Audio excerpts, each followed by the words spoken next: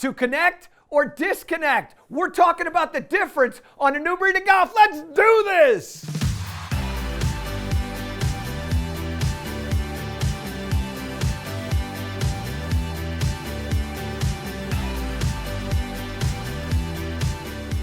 It's time for Proving It, presented by Titleist.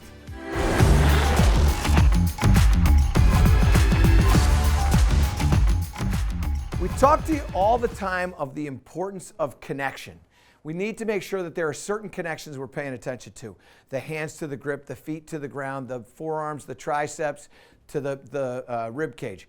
Those are important connections. However, the tricep to the rib cage on the lead arm in the golf swing, or the lead side of the golf swing, has to be lost. We want to lose that connection. Why? Because in the golf swing, what we know is when the club starts to work into the backswing, my hands start at the start of a swing right around mid-thigh. When I get done with my backswing, my hand, my lead hand, my trail hand, they are up above the shoulder line and about head high, depending upon the length of my arms and the shot that I'm trying to hit. But the point is that for this hand to go from this spot here to this spot here, that is a fairly significant amount of movement. And the only way that's going to happen is if my arm lifts up. I have to have a lift in the arm. Well, also, the arms are moving across the chest as well, right? So my arm is going up in the air. It's also going across, which means that at address, if I have a connection between my tricep and my rib cage, I have to let that arm climb the chest or lose that connection in the backswing. Now, what happens to us if we keep the connection? Well, a number of things will occur. One of the things that will occur is you're going to have a very flat swing because the arm plane is going to now be very low. All right, it'll be a lot of shoulder turn. There's no lift whatsoever. So I'm going to be in here this way, and it's going to be very cramped. I'm not going to have a lot of lift to the arm. That's going to make this club swing shorter. It's going to take some speed out. And what I'm going to get is I'm going to get a shot that's probably going to have a little draw to it. But what you're going to pay attention to, so come on over here because this is what will be very interesting. What you're going to pay attention to is the trajectory of the shot.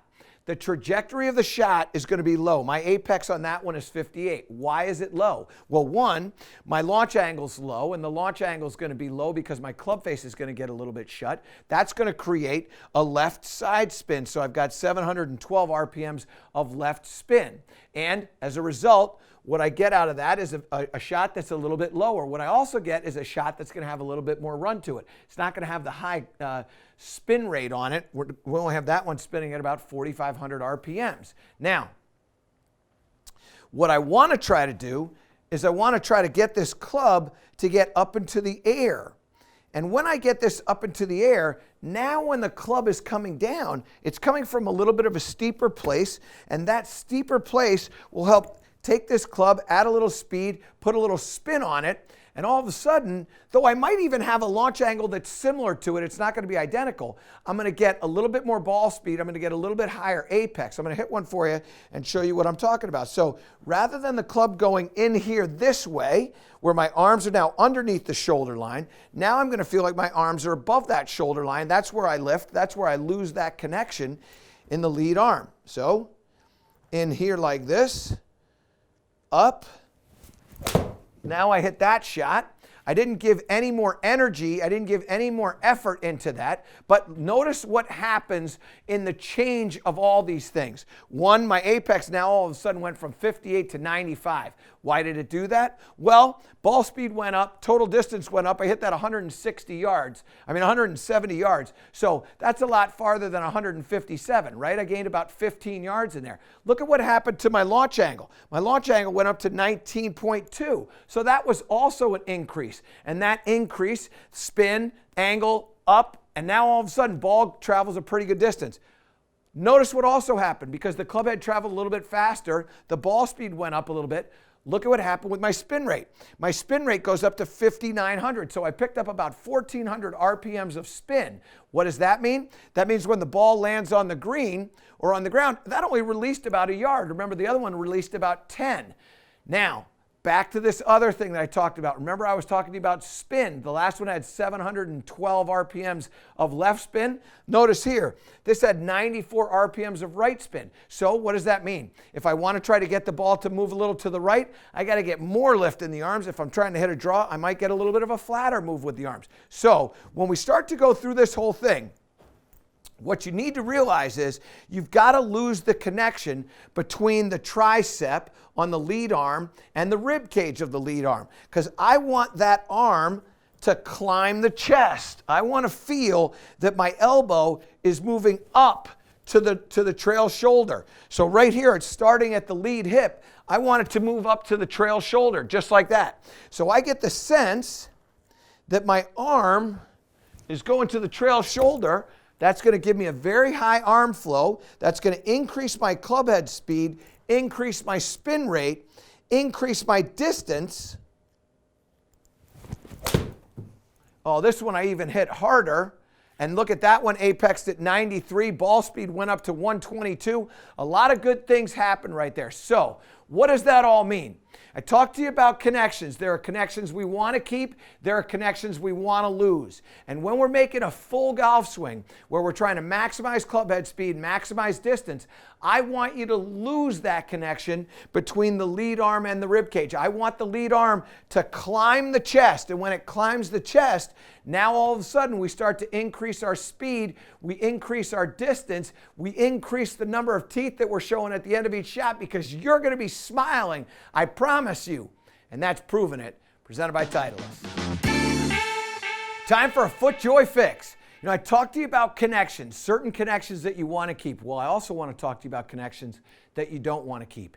And many times I tell you that the two most important connections that we have are our connections to the hand, to the grip, our hands to the grip, and our connection of the feet to the ground. Well, I want to talk to you about specifically when you're trying to hit the ball a little bit farther now.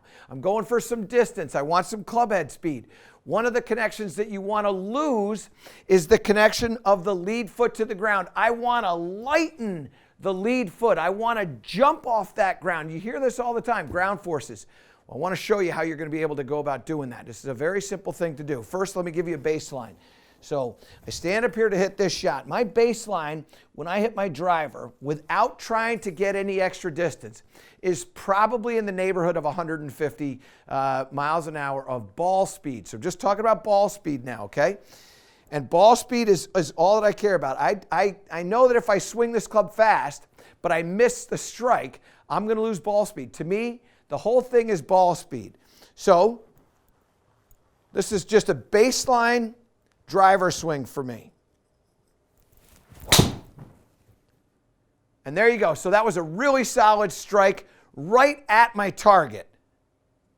Yeah, hits my target, goes in my target. How am I doing? Now come on over here. Remember I told you I was about 150 in my ball speed.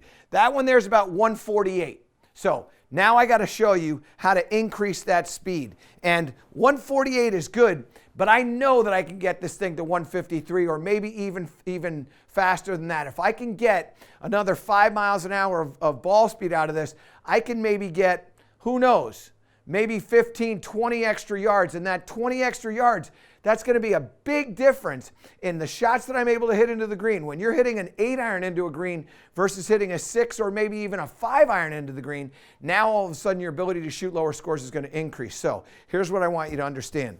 First, I've got a half a tennis ball here. I'm going to put that on the ground. I want to give you an analogy. If I'm going to jump, it doesn't matter who it is, anybody that's going to jump is going to increase the flex in the knees and then spring off. That bend in the knees is going to give you the ability to jump up into the air. What we want to do when we make this golf swing, when we get into this, I want to increase the bend in the lead knee. That's going to allow me to put pressure into there. And then from there, I'm jumping up off of that and I'm trying to literally get that lead foot off the ground. Now, where does the tennis ball come in? Well, the tennis ball comes in because what I want to do is I want that underneath the pad or the ball of the foot on the lead side. I want to be able to, I want to push that into the ground, and then I want to feel like it's pushing back so that I'm jumping off and doing that. We see this all the time. Bubba Watson does this. We've seen Patrick Reed do this. A number of players that hit the ball very, very far, push into the ground and push off the ground. That's what ends up happening. So you're going to take a couple of practice swings with no ball. We're going to load into that lead leg. So backswing goes like this. Now we're loading into here, and then we're jumping off. Let's try it again. Load in there and then jump. I didn't lose the ground there. Load in and jump. Okay, now, that's me really working hard. And you go, whoa, he was out of balance. He's out of breath, definitely. But he's out of balance. It looks like it's out of balance, but all you're doing is you're trying to put some speed into that club. So, I take my tennis ball, move that back over there, and now what I'm going to do is I'm going to try to jump. Remember baseline again. I remind you baseline was 148. That's what I got. So now what I'm going to do is I'm going to work on jumping. Let's see how long it takes me to get to 153. That's going to be my goal. If I get above 153, we're having a party. All right, here we go. Load in and then jump. So there's my jump. Now, I didn't hit that well at all. That thing is curving into the place where we're not getting any sunshine. But come over here because I want you to see this. This is important. Look at the ball speed there. 157. Now, I know I hooked it, but 157, as my friend would say, 157. Meat, look. No, don't do that. Okay, now, I got to do that again. 157. That may have been a little bit, because the club face was a little bit shut, that may have thrown that up just a little bit. So that probably was in the 153s, 154s if I was square-faced there. Let's try this again. Okay, that one there was really solid. Good strike, very good distance. Come on up here. Remember I told you before about 153. That's where I'm trying to get to. Well, guess what? I got that to 154. That's a good one, a really good one. So now I've gone from 148 to 154. What does that mean? That's about 20 yards of distance. So I carry that ball right around 260 and then it rolls out a little bit. Now, we continue to do this because now that we have 154, now you know what we want? We want more. Why say no? We want more distance. We want more speed. And we want more practice. So I want to keep working on this. So in here, push off the ground, create some speed, create some club head speed here. Let's try it again. One more. Okay, we jumped a little bit. That ball's having a little bit more draw than I want. But you got to come over to touchdown land because this is where I want to go. Remember, I'm trying to get that number above 153. I got 155.5. Flew it out there again about 255 yards. It rolls out to about 274. And you know what? For a guy of my age, and I'm not offering excuses, but that doesn't make me unhappy. And this won't make you unhappy either. When you start to lose that connection of the lead foot to the ground, what you're going to end up getting is more club head speed. More club head speed, you figure out how to straighten that out, and I'm promising you what you're going to do is you're going to shoot lower scores. It's a very simple thing to do. It just requires a little bit of work and a little bit of knowledge of what you're doing to get a little bit more club head speed out of the driver and a lot more ball speed to give you all that distance that you're looking for. That's our FootJoy Fix. It's time for a grip tip presented by Golf Pride. I get so many statements, so many questions, so many people asking me, Michael, how do I develop consistency in my game? And I go, okay, let me watch you hit a shot. So they get that ball in there, they set up, they make this swing, and when they take the club back, their trail hand is coming off of the connection to the lead hand, or the lead hand's connection to the grip is coming off, and all of a sudden the club face is wide open one time, it's shut one time, it stops here one time, it gets back here one time. There's no consistency whatsoever, and all of a sudden one shot goes, say 130 yards, the next shot goes 150 yards, and that 150 goes a little bit more to the left, and then the next shot 104 yards, and it's out to the right. and you go, well, why am I inconsistent? Well, you're inconsistent because your connection that you have with your hands to the club and your hands to the hands are changing. Now, what do you mean by when I'm saying hands to the hands? Well, what I mean is how that relationship is your hand, your trail hand to your lead hand, how inconsistent that is as far as when you're putting it back on the club. And as a result, sometimes you're tossing that club, sometimes you're spinning the club shaft, and you create an inconsistent strike. So what are we going to do? Well, I'm going to get some tees here. Put some in my pocket. First of all, here's what I want to do. I want to show you the first connection we're going to pay attention to. The first connection is going to be the heel pad of the lead hand onto the grip itself. So when I take this grip and I put it on there, I'm going to take a tee, I'm going to put it in there about 1/2 inch, and then I'm going to set the lead hand down on. I really feel that connection of that heel pad to the grip. And now what I'm going to do from here is I'm going to hit some shots. Only want 1/2 inch there. I'm going to hit some shots here, and I want to make sure that after every single shot, that tee is still in between the grip and my heel pad. And a good shot, you can see that golf ball flies very, very straight. Not a lot of curve at all. Started on the line, went the way I wanted. I just didn't hit it hard enough, but that was a good shot. And I feel that connection. This is something that Hogan talked about, where the pressure's coming from these 3 fingers. Well, those 3 fingers are pulling that grip to that heel pad. It's such an important connection to have. And there are connections in the golf swing that you want to make sure that are consistent every single time. There's another good shot.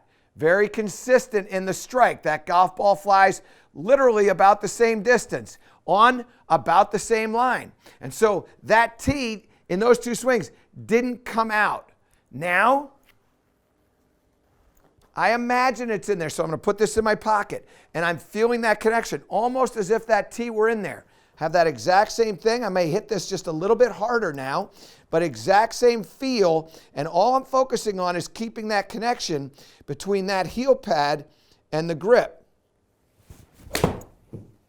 Very good strike, a little bit more solid, a little bit greater distance, and excellent trajectory that I had. Very consistent start line, very consistent outcome. So that connection right there is essential. Now, the next connection is the connection, and this is going to be the one that I see a lot more of, quite frankly, is the pad of the trail hand, the thumb pad of the trail hand on top of the thumb of the lead hand. I see so many times when the club is going back that grip is opening up off of the hand, and now all of a sudden in the downswing you're trying to put it back on again, and you chuck the club and you create an inconsistent strike. So what I like to do with that is you just put this tee in your mouth, you're going to slide it in there, and then you're going to put the other one on like this. So you go.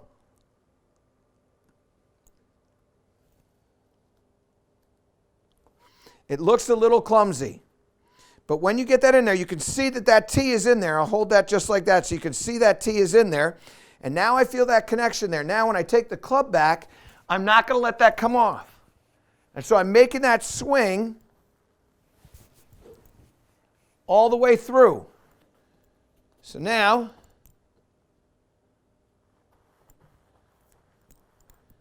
let's hit one. Now, I didn't swing hard at that because I wanted to get a feeling of what that feels like to have that tee in there. Same thing again. Take a practice swing. Feel that connection. Feel that pressure. Here we go. Okay, so 2 good swings. Feel that same connection. Now, I imagine that tee is in there. I'm feeling that connection right in there. And in fact, when you do this one, because it's going to require a little bit more pressure, when it's gone, you'll feel almost like it's still in there. You'll feel that between the pad of the trail hand and the thumb of the lead hand. And now we do the same thing. Really good strike. very good feel of the hand to that thumb. Now I'm going to try one more. This time I'm going to give this just a little bit more power. And there's a good strike again. I got that one to start on the line that I wanted to start on. Excellent distance control. And after I've done that for a little bit, now what I'm going to do is I'm going to try to focus on both of them. And as you start to focus on both of these, you always start slow. What you'll notice when I did that was I start slow and then I build up the confidence, I build up the trust, I build up the speed. So now what happens when I go into this, I'm feeling this connection and I put my lead hand on first and I feel that heel pad to the grip connection, and then I feel the thumb pad to the thumb connection. So now I've got those two connections right there. And now I'm solely focusing on those two, both of them. And that's a good strike. This one will go about 175 yards. There you go, right around that target. So here's what you need to understand. We talk about connections. There are connections that you want to pay attention to in the golf swing. And one of the most important connections that you've got are your hands to this club.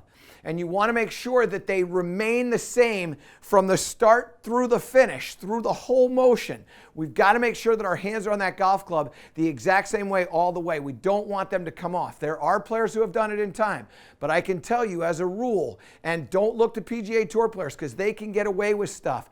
You have to understand, you're just trying to play every single day. You want to have some consistency in your game. And the way you're going to get that consistency is make sure that your hands are on the club the same way every time, and also through the entirety of the motion. Those two little drills that I give you with those T's in the lead hand and then also for the thumb to thumb relationship, make sure you get to using those. And what I can tell you is that you're going to have a tremendous amount of success. And that's our grip tip presented by Golf Proud. Time for a transformational tip presented by Morgan Franklin.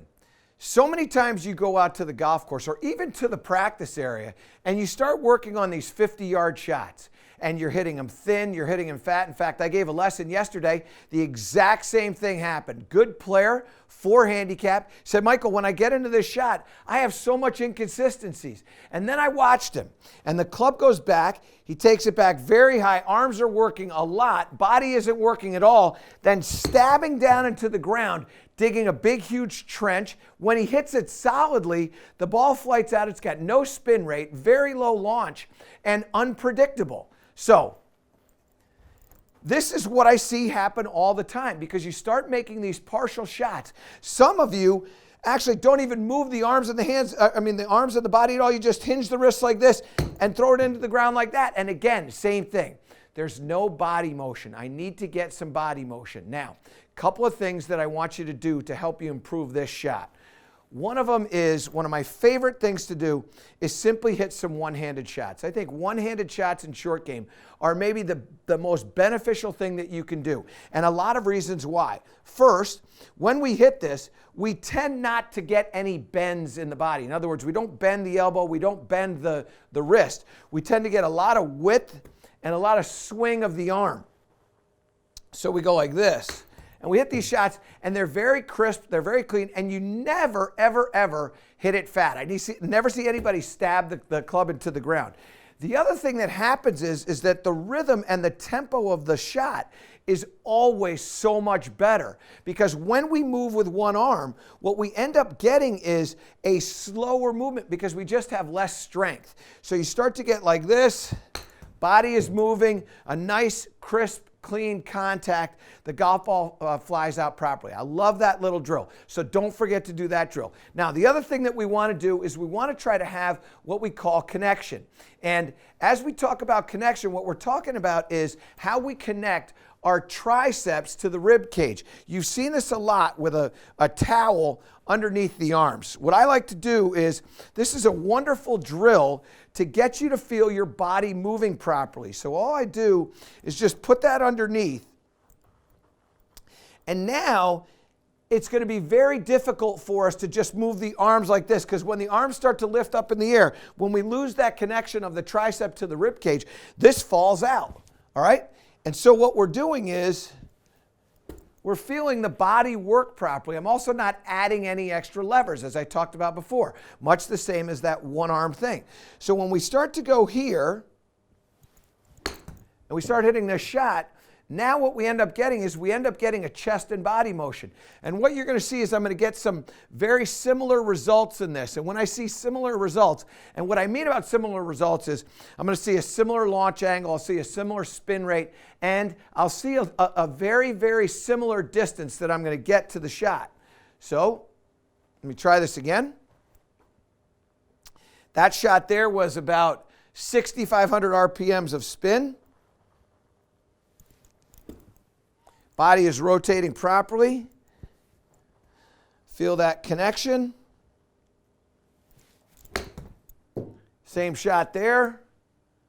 Very, very similar shot. That one there, about 7,300 RPMs of spin. So I'm getting a little bit more spin. I'm getting a similar spin number. And when I say similar, I'm talking about numbers that are sort of within 1,000 RPMs. You start hitting one that's spinning at 6,500 and the next one spinning at 3,500, you've got a problem, because when you're hitting these shorter shots, these 50-yard shots, 40-yard shots, what you have to realize is that you have to carry the ball a certain distance and then it has to release a certain distance.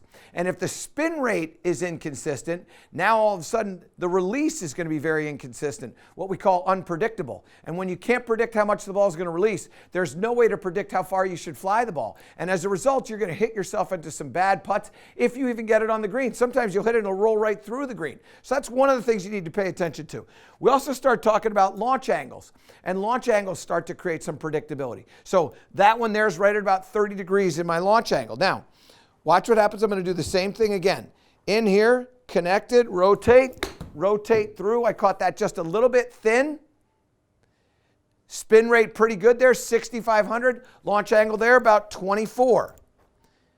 And we knew when I caught it thin, it was going to be a little bit of a lower one. Now, same thing again. That was a lot better shot. Very, very consistent in that one. 29 degrees in the launch angle, 7,400 RPMs of spin. That ball rolled out a predictable amount. So as we start to maintain this connection, now all of a sudden we start to get some predictability in what we're doing. Now I've done that drill for a little while. Now I can just feel like I've got that in there. And as the triceps are connected to the rib cage, now all of a sudden I really feel like I'm hitting this shot with my chest. So I get in here like this. Now I'm going to try to get a little 50-yard shot. There's my shot right there. There's the flag stick.